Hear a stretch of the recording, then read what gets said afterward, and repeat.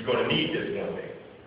One time my grandmother showed me how to change a bed pad. Showed me how to change my grandfather's bed pad and the sheets at the same time. And she looked me straight in the face and said, you're going to need this one day. Yeah, I don't change no bed pad. My mother ain't counting. I was fortunate enough to be able to take care of her. So sole caretaker. Now, I remember after her second stroke, when she couldn't get out of bed, I couldn't put her on the pot. And she was laying in the bed wet, and just for a second, I almost panicked. The spiritual rub kicked in. I said, be still, calm your spirit, you already know what to do. And it came to me in less than 10 minutes, I had a change. She was dry looking at me. She looked me straight in the face. She couldn't talk, but she looked at me, and I knew she understood it. She looked at me, and she just smiled. I said, you think your mother didn't prepare me?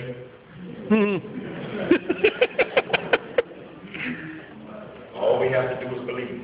Yeah. That's all we have to do is believe. That's all. It's not complicated. Christ gave us the example. All we have to do is follow those examples. Love each other. Care about each other.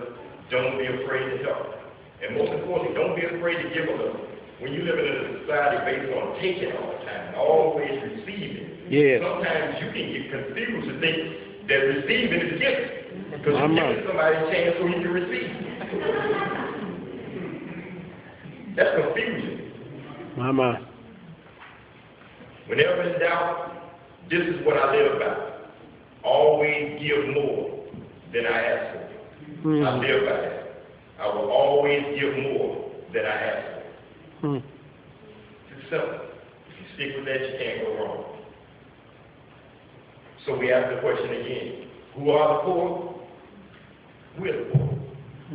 We're the poor, sometimes broken, sometimes torn down, but we get up.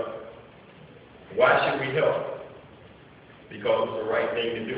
God put it in us to love each other, to care about each other, to show compassion. That's the greatest part about us being human, is that we have the ability to have compassion in our souls.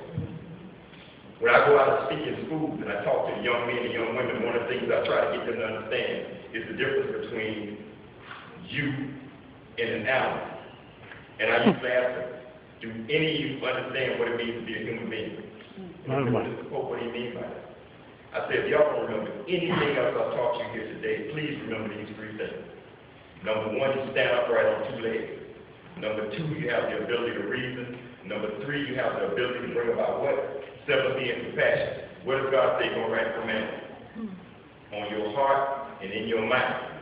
Which tells me that God is going to appeal to your humanity. God is going to appeal to your living soul.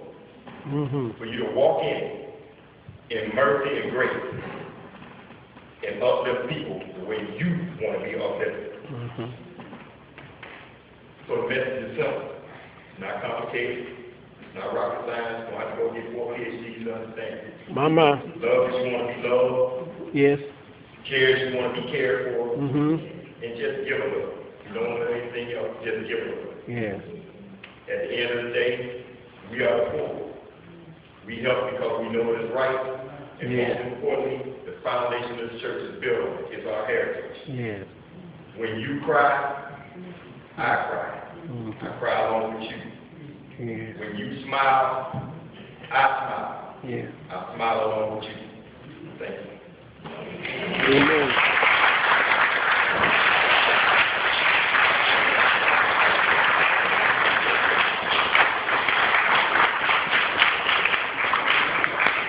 We thank God for the message from this available young man. Yes.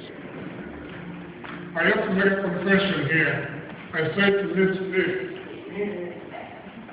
when I read your Bible, I said, this sounds more like a politician. Are you sure you can preach? I want to thank you that God has called you to preach through your heart and through the pulpit. Thank you for your message today. And here's the invitation to us. What you said in the beginning was, God said to you, are you willing to be used by me?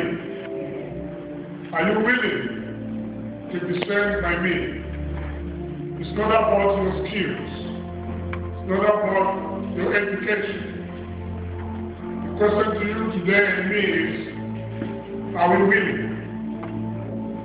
The kingdom of God is looking for people who are willing to do the work of God. And this is the invitation to you. Is God calling you to be of service? You may look at yourself and say, I am not able to do this. God is asking you the question, are you willing?